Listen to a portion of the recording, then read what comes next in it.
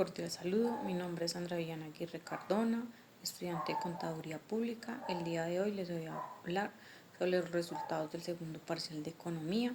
Iniciaré con el análisis del TRM y la crisis financiera que elegí fue la crisis del 2008.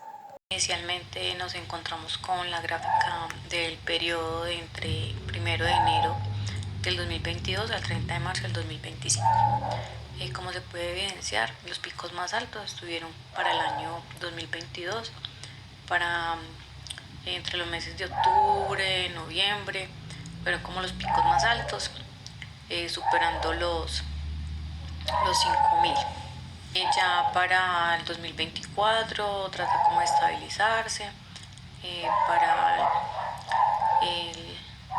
para los meses como de noviembre y diciembre vuelve como a pasar la barrera de los 4.000. Iniciaremos hablando del periodo 2022. Inició el TRM con 3.981 pesos con 16 centavos, cierra el año con 4.810 pesos con 20 centavos. La fluctuación fue de 829 pesos con 4 centavos, la variación fue del 20,82%, el valor mínimo alcanzado fue en 3.706 pesos con 95 centavos, esto fue para el mes de abril, y el máximo alcanzado fue de 5.060 pesos con 21 centavos. Este fue para el 5 de noviembre y es el más alto en la historia de Colombia. Aunque es el más alto, pues ya se venía como teniendo una variación bastante alta desde el mes de octubre, que iba superando la barrera de los 4.000. Este fenómeno fue impulsado principalmente por factores internacionales. A partir de mediados de ese año había temor por una posible recesión de Estados Unidos y el incremento de tasas de interés implementado por los bancos centrales como medida para contener la inflación. Y en Colombia había cierto recelo o expectativas en ese momento ya se esperaba pues que Petro tomara el mandato y qué decisiones podría él tomar una vez tomara el mandato como presidente. En el 2023 ya se ve todo lo contrario a lo que ocurrió en el 2022. Acá ya se ve una revaluación del peso colombiano. Acá el año del TRM empieza con 4.810 con 20 centavos, cierra el año con 3.822 pesos con 5 centavos. La fluctuación fue de 988 pesos con 15 centavos. La variación del 20,54%, ambas cifras en negativo. El valor mínimo fue de 3.822,05, que fue con el que se cerró el año. Y el máximo alcanzado fue de 4.989 pesos con 58 centavos.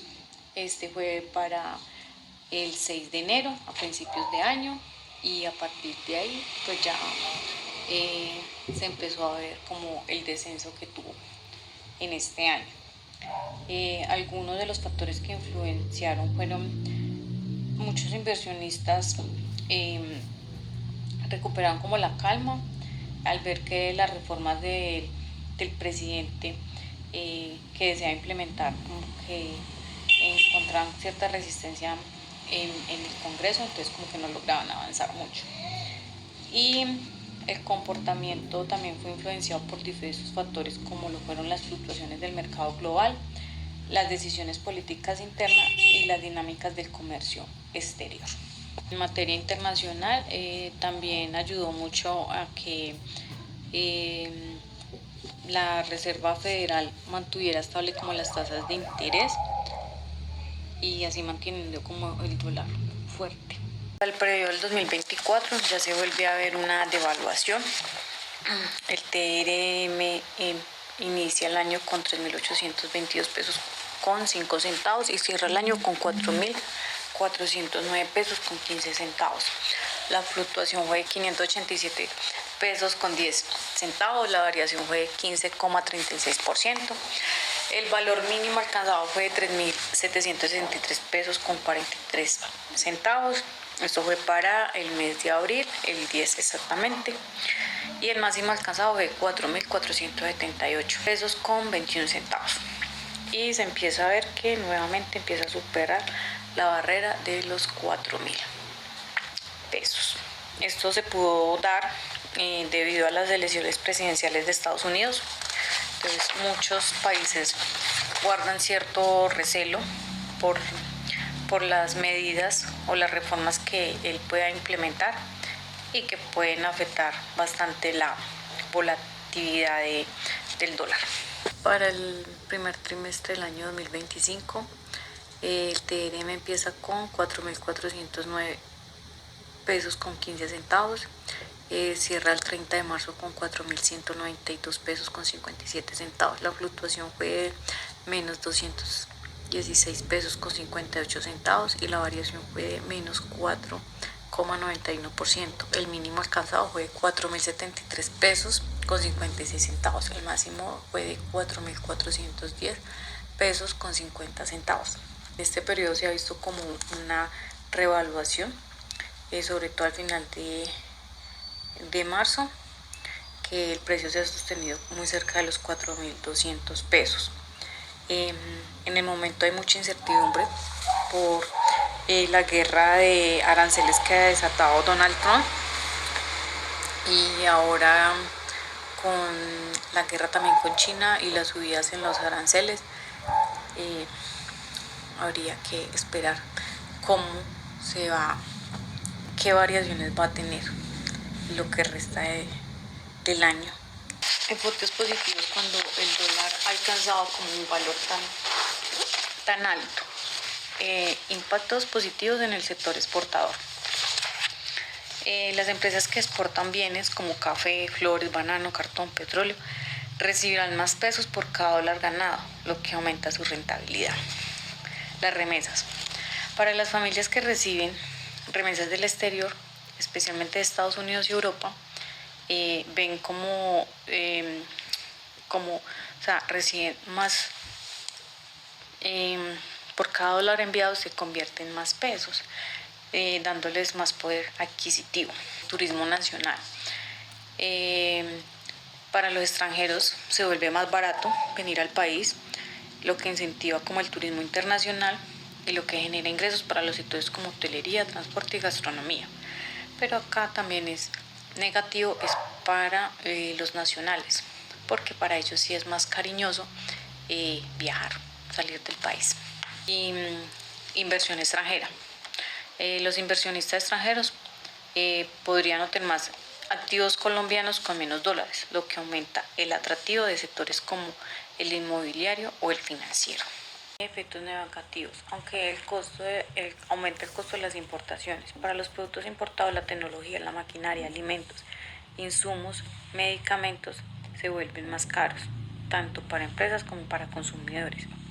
Presión inflacionaria. Al subir el precio del dólar, muchos productos importados encarecen, lo que genera un alza en la inflación, reduciendo el poder adquisitivo de los colombianos. Mayor costo de deuda en dólares.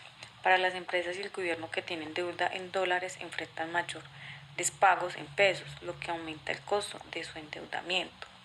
Impacto en empresas que dependen de insumos importados. Sectores como el industrial, automotriz y farmacéutico aumentan sus costos de producción, afectando su rentabilidad.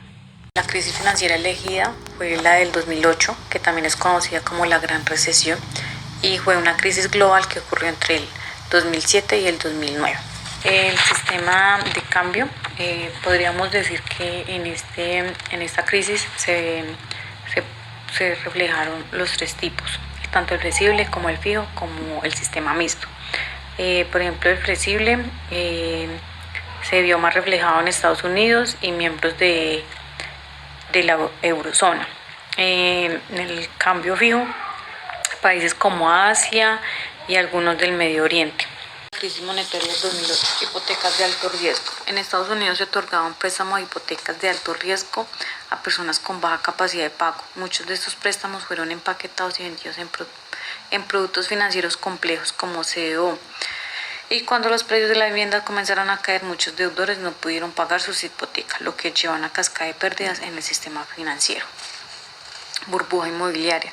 La especulación en el mercado inmobiliario resultó en una burbuja que eventualmente estalló, provocando un aumento en los impagos de hipotecas. Como lo mencioné en el punto anterior, empezaron a especular sobre la compra de vivienda, la rentabilidad, y esto generó que empezaran a hacer préstamos a personas que tal vez no tenían la capacidad de pago, y cuando ya se volvió insostenible esta situación fue cuando se empieza a generar la crisis.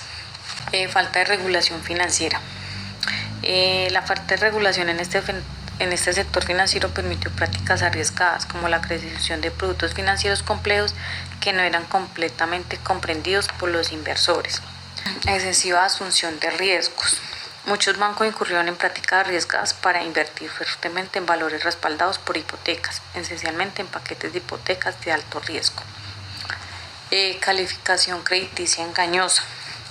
Las agencias calificadoras de crédito como Standard otorgaban calificaciones altas, AAA, a muchos de estos productos financieros riesgosos, haciendo que parecieran inversiones seguras. Esto llevó a que muchas personas e instituciones invirtieran en ellas sin darse cuenta del verdadero riesgo. Falta de confianza de los mercados financieros. Cuando los bancos y las instituciones financieras comenzaron a sufrir pérdidas, la desconfianza se extendió rápidamente. Esto provocó una falta de liquidez, lo que dificultó la financiación para las empresas y los consumidores. Efectos sobre la economía nacional.